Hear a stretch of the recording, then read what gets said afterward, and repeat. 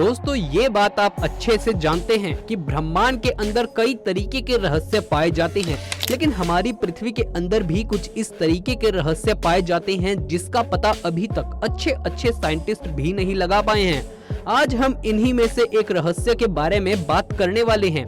आपको हम बताने वाले हैं भारत में स्थित एक ऐसी गुफा के बारे में जिसके बारे में बहुत कम लोग जानते हैं। आज के इस वीडियो में हम आपको बताने वाले हैं रामायण काल की बाली की गुफा के बारे में, जिसके बारे में इतने ज्यादा लोग नहीं जानते हैं। और ये गुफा अपने आप में एक रहस्य बनी हुई है। यही वजह है कि इस गुफा में वैज्ञानिक जब गए तो उन्होंने अंदर की तरफ जो नजारा देखा तो उनके होश उड़ गए। तो चलिए जानते हैं सभी बातों को डिटेल में और बढ़ते हैं इस वीडियो में आगे की तरफ। लेकिन उससे पहले हमारे चैनल अमेजिंग लाइफ को सब्सक्राइब कर लें और पास वाले बेल आइकन को भी क्लिक कर लें ताकि आपको आगे भी ऐसे ही इंटरेस्टिंग वीडियोस देखने को मिलते रहें।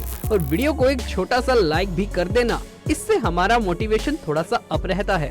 दोस्तों रामायण काल में एक बाली की गुफा थी। जब वैज्ञानिक इसके अंदर घुसे तो वैज्ञानिकों के होश उड़ गए और आप भी अब इसके बारे में सुनेंगे तो आप भी हैरान रह जाएंगे। जब साइंटिस्ट इस गुफा के अंदर गए तब उन्होंने कुछ ऐसा देखा जिसे देखने के बाद उन्हें अपनी आंखों पर विश्वास ही नहीं हुआ। उन्होंने कुछ ऐसा देख लिया जिसकी उन्होंने कभी कल्पना भी नहीं की होगी। जब वैज्ञानिकों ने इस गुफा के अंदर जांच पड़ताल की तो इस चीज से वैज्ञानिकों को सबूत मिल गया कि सच में ये बाली की गुफा ही है।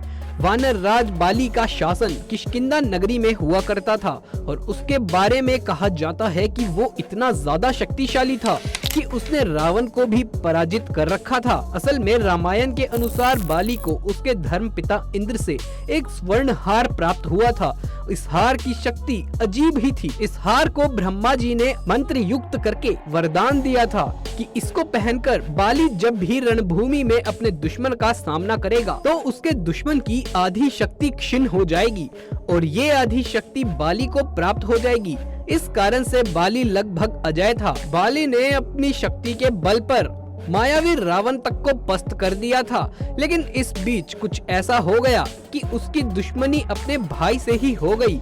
आपको बता दें कि इसके पीछे कोई और कारण नहीं था बल्कि इसके पीछे यही गुफा है जिसे आज हम बाली की गुफा के नाम से जानते हैं। दोस्तों एक बार मायावी नाम के राक्षस ने बाली को युद्ध के लिए उकसाया। बाली ने राक्षस को दौड़ाया और जब राक्षस ने देखा कि उसकी जान अब खतरे में आ गई है तो वो भागता हुआ एक गुफा के अंदर जा पहुंचा।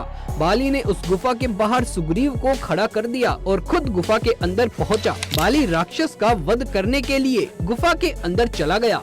असल में वो राक्षस उस गुफा में काफी अंदर जाकर छिप गया था। गुफा भी काफी लंबी थी जिस वजह से बाली को यहाँ साल भर से भी ज्यादा का समय हो गया था। लेकिन बाली अभी तक उस गुफा से बाहर नहीं निकला था। उसने ठान ली थी कि वो राक्षस को ढूंढकर और मारकर ही बाहर निकालेगा। जब सुग्रीव बाहर खड़ा था तब उसको बहुत ज्यादा चिंता सता रही थी। उसने देखा कि गुफा के अंदर से खून बाहर आ रहा था। इस चीज को देखकर उसके दिमाग में सिर्फ एक ही सवाल पैदा हो रहा था, कहीं इस युद्ध में उसका भाई बाली कहीं मर तो नहीं गया। इसी को देखते हुए उसने एक बहुत बड़ा पत्थर उठाया और उस गुफा के मुंह को बंद कर दिया।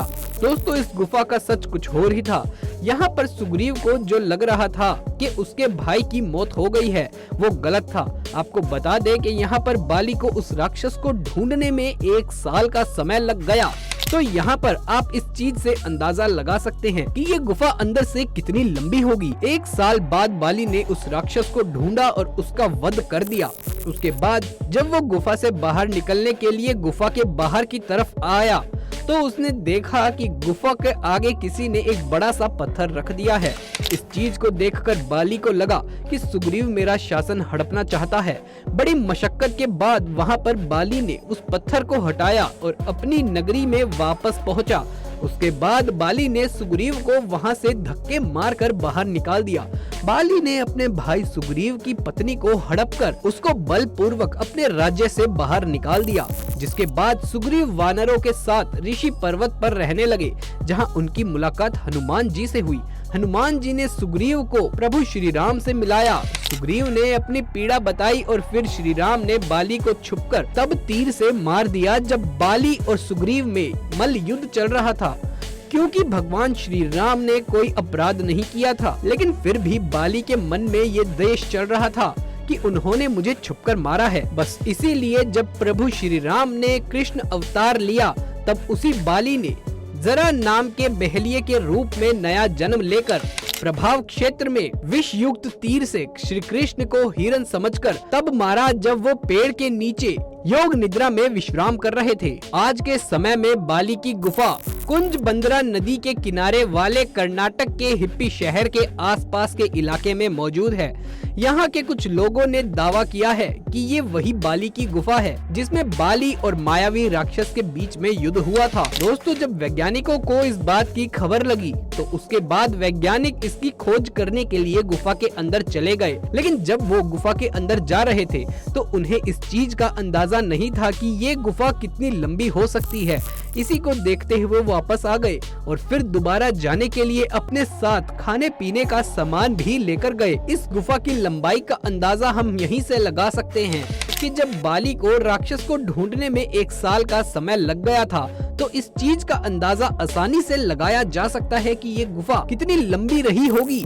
लेकिन वैज्ञानिक अपने साथ हर जरूरी चीजें लेकर फिर से एक बार अंदर की तरफ बढ़ते चले जा रहे थे, क्योंकि वैज्ञानिकों को यहाँ पर सिर्फ एक सबूत चाहिए था जिससे उनको भी पता चल सके कि ये बाली की ही गुफा है या नहीं। दोस्तों, यहाँ पर वैज्ञानिक गुफा के अंदर 1-2 दिन तक लगातार ढूंढते रहे कि उनके हाथ कुछ ऐसा लग जाए जिसे आधार बनाकर वो ये साबित कर सके कि ये कोई बाली वाली की गुफा नहीं बल्कि एक आम गुफा है। लेकिन उनके हाथ अभी तक कुछ भी नहीं लगा था।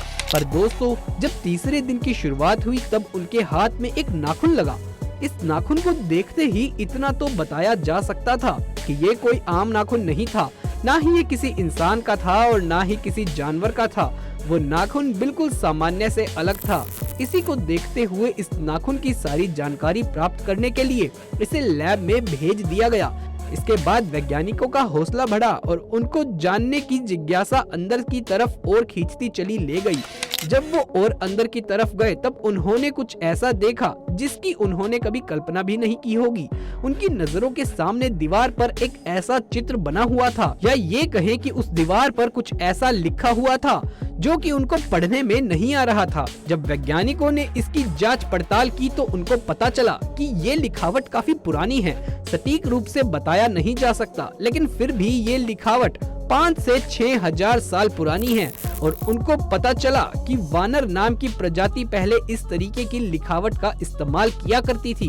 वानर के बारे में मिलता है कि इनकी रचना बंदरों से अलग हुआ करती थी और ये इंसानों से थोड़ा बहुत मिलते थे, लेकिन बंदरों की तरह उनकी पूंछ भी होती थी। वो दिखने में एक पहलवान से कम नहीं लगते थे।